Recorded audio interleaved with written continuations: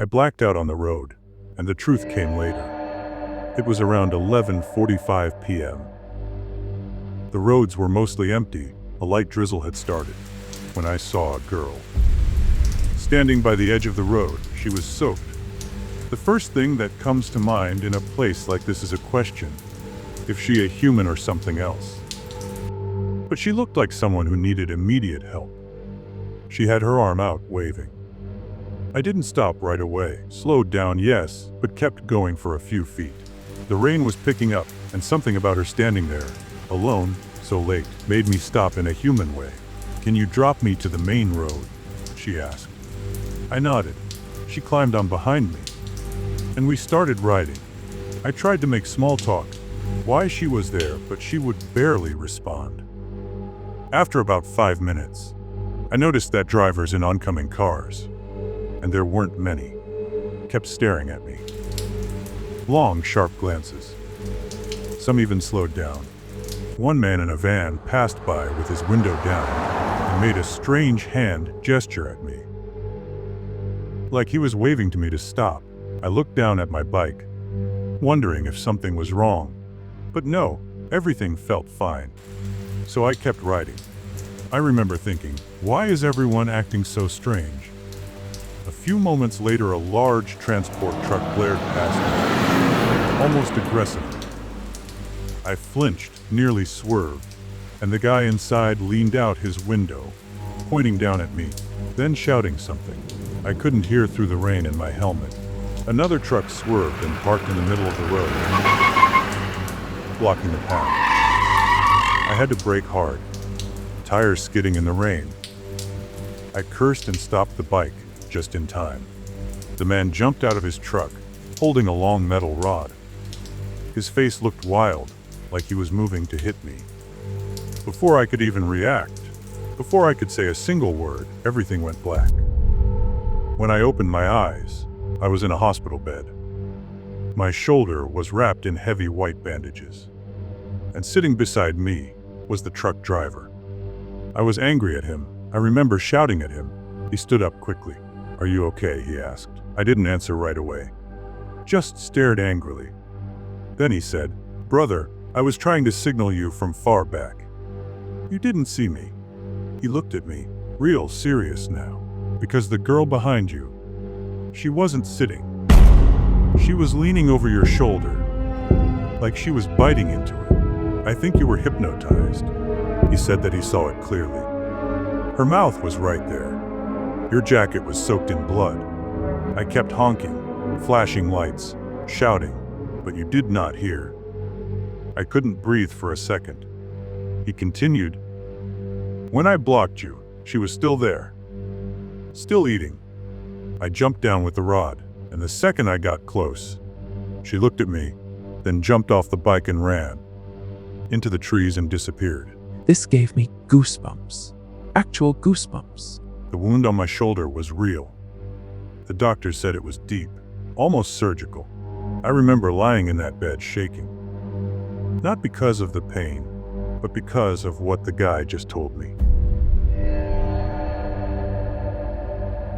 Mastery isn't about power. It's about restraint. That's what my mentor told me the night I decided to cross the line between the seen and the unseen. Ever since I was a child, I felt drawn to the unseen, the world just past the veil. My grandfather was an occultist. People would come, or invite him, to get rid of unholy entities at their homes. After he passed away, a few of his old books and talismans ended up in my possession. Some were in languages I could barely recognize. Syriac, Old Arabic, strange symbols that looked more drawn than written. One book spoke of a 40-night isolation ritual in a graveyard, something ancient, dangerous. My mentor said that it was now time for me to start my rituals at the graveyard. He gave me detailed instructions and a line to recite over and over again all night long. My mentor, an older man, warned me, "Every night will test you. If you show fear or break the circle, you won't come back." So I picked a cemetery I won't name, a forgotten resting place in the woods beyond town, where even animals seemed to avoid after dark. The air felt thick, like I had walked into someone else's breathing. I knew this wasn't a game. It was an invitation to something that watched us from the dark. I laid out my supplies: a cloth, black salt, sulfur, dried chilies, a lantern, and an ancient invocation my mentor taught me, a name said to command the spirits. I remember my hands shaking as I smoothed the dust and drew my circle exactly how my mentor taught me. My mentor had said to perform a ritual and make the jinn obedient to me. I sat in there for the whole night reciting the verse. I only felt cold sometime in the first night, but nothing else happened. The second night, I felt extremely scared. My mentor had told me very strictly not to leave the circle and even look behind. It was the third night that changed everything, because that was the night it all really began. The third night, I heard movement. When I opened my eyes, a dark black scorpion stood right in front of me. It was not moving at all. I knew it was alive and watching me, and I was shaken, but I did not move.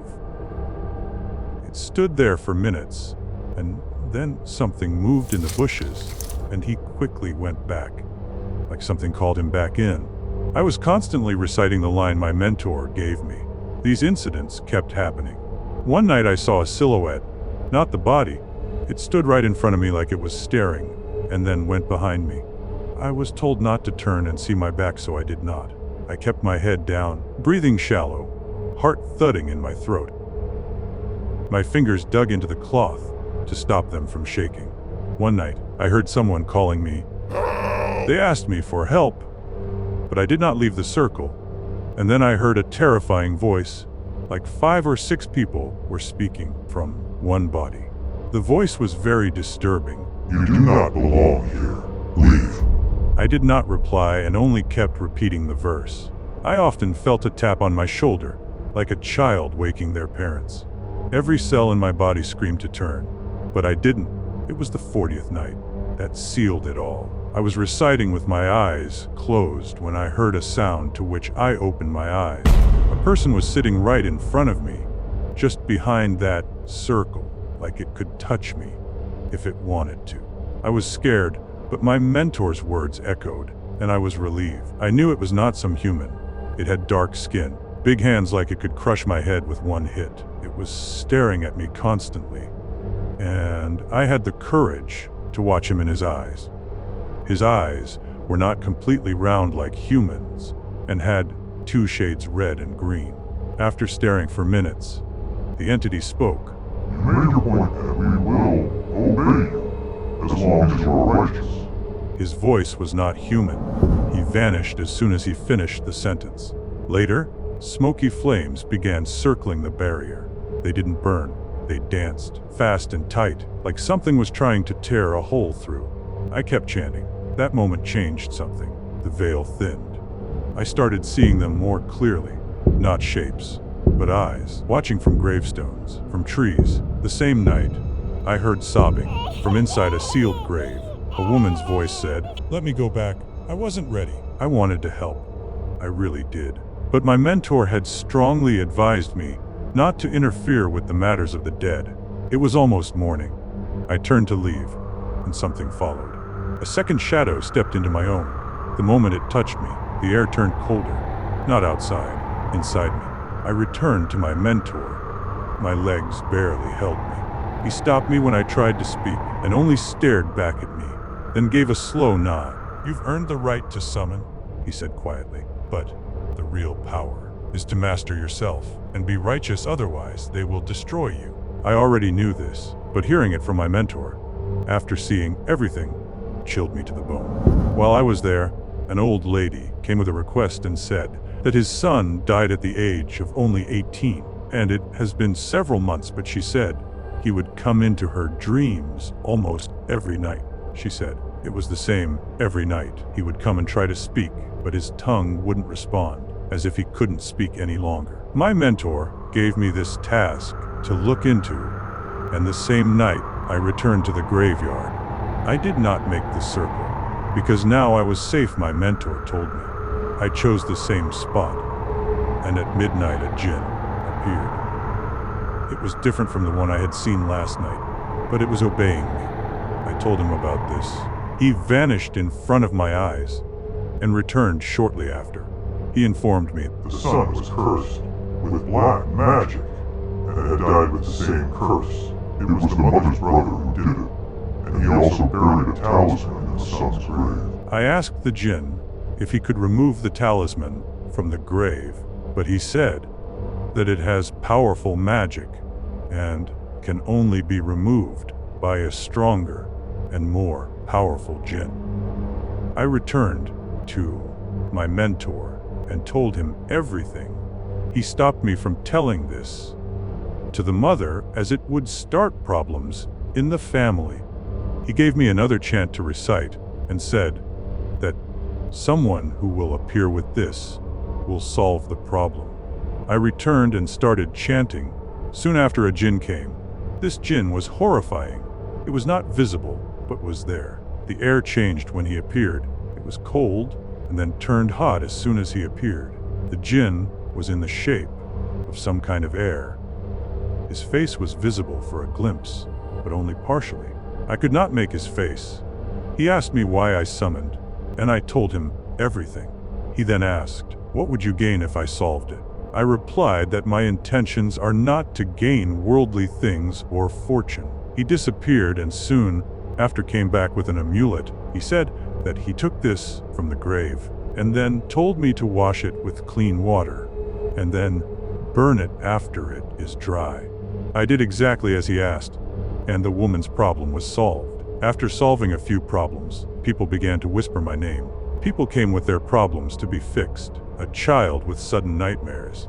A house that smelled of rot. A woman who dreamed of knives. I helped where I could. It has been 30 years since I have been helping people, and some things, or problems, often leave a long illness on my body. But I know I have to keep going. There are some moments in my childhood that I cannot explain. I was 12. We lived in a quiet mountain town. The kind of place where trees outnumber people. Out here, kids like me learned young not to fear the woods. We knew the trails by heart. We walked home from school alone. That evening, I'd been playing near a stream just beyond the last row of houses. The weather turned quicker than expected. Darkness arrived before it should have. That day, a storm was moving in from the west, and the sky turned gray-blue well before sunset. The main trail was too muddy, slick and washed out, so I took the longer, rockier path, and halfway home, something made me stop. I felt watched. Then I heard it, a voice behind me. "Liam." It was familiar, a woman's voice. I turned and saw her, Mrs. Rosa. She was our house helper, kind, in her 40s. She'd worked for us for years. She stood a few feet from the path, clutching her scarf around her shoulders. "What are you doing out here so late?" she asked, gently smiling. "I was playing. It got dark fast." She nodded. "Come on. I'll walk you home. You shouldn't be alone in this kind of dark." I was relieved. Truly.